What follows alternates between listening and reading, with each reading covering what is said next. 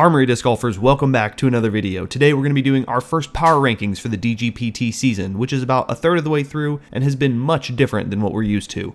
Paul McBeth and Calvin Heimburg have been hurt. Isaac Robinson has been nowhere to be found thus far this season after winning 2 majors last year, and a couple players have really pushed their way up to the next level. There are a lot of difficult decisions to be made here, so as always, let me know in the comments which of these you do or don't agree with and why. Let's get into it.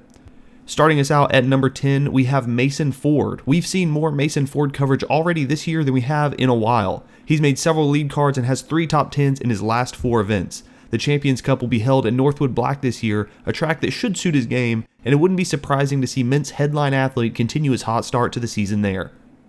At number 9, we have Ezra Aderhold. For a minute there, I really thought that Ezra was going to take down his first Elite Series win.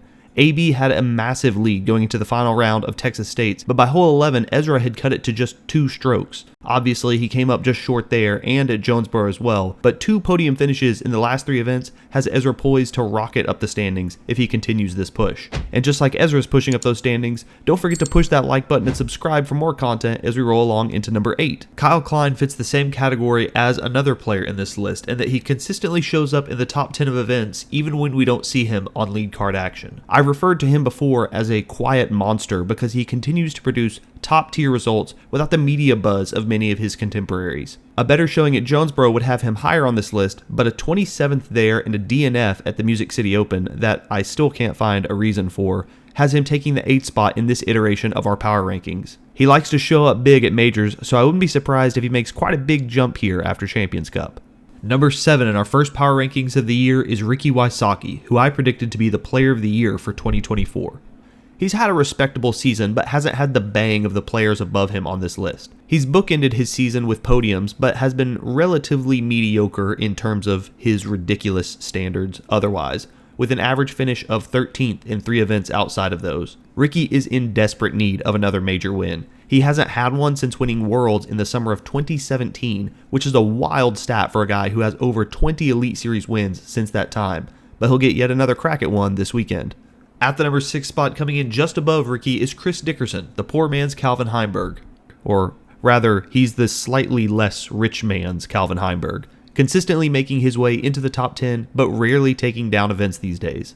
He hasn't won an Elite Series event since the Champions Cup in 2022, but he has 4 top 10 finishes in a row and is still the 6th highest rated player in the world for a reason. His ranking here reflects that. An amazing player, but we need to see a win for him to make a significant jump. And if you want to make a significant jump in your own game, make sure that you're equipped with all that you need to attack the course. ArmoryDiscGolf.com has your favorite discs at your favorite prices, so the next time you're in the market for the latest drop or restocking a staple in your bag, we'd love for you to check us out. Thanks as always for your support.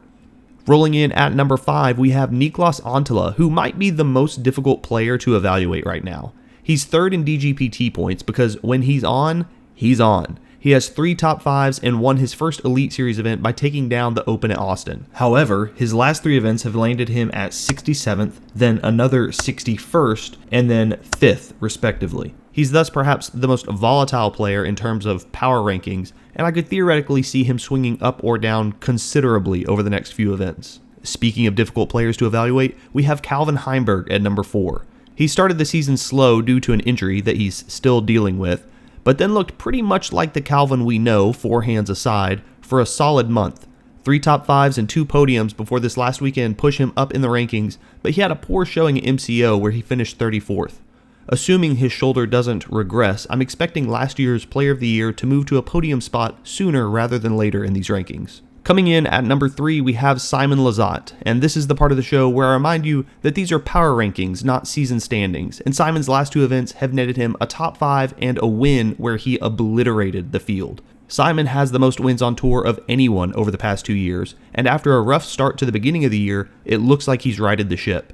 He'll be missing some time because of the birth of his 2nd child, but for now he takes the final podium spot here because wins are exponentially better than 2nd place finishes, and recency bias factors in considerably. Number 2 in our first iteration of these power rankings is Ganon Buhr.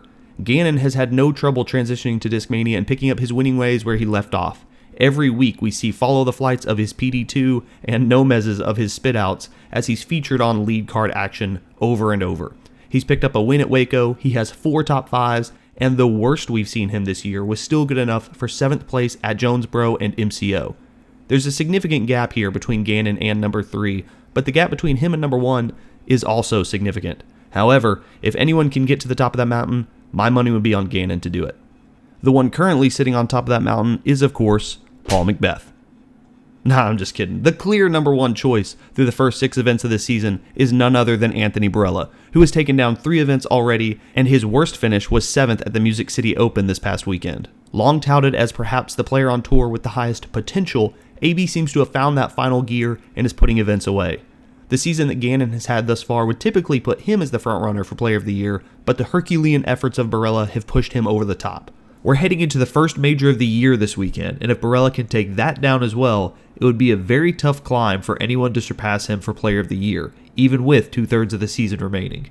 Like I said, we're going into our first major of the year this weekend with the Champions Cup. It does look like Paul McBeth might be turning things around. We expect to see Isaac Robinson pop up at some point this year, and of course, there are several players that are vying for that top spot and would love to take down a major. Let me know what choices you agree with, which ones you don't agree with down in the comments below. Let's talk about it. If you've gotten to this point of the video, a like is always appreciated, subscribe so you can catch more content, and I'll see you in the next one.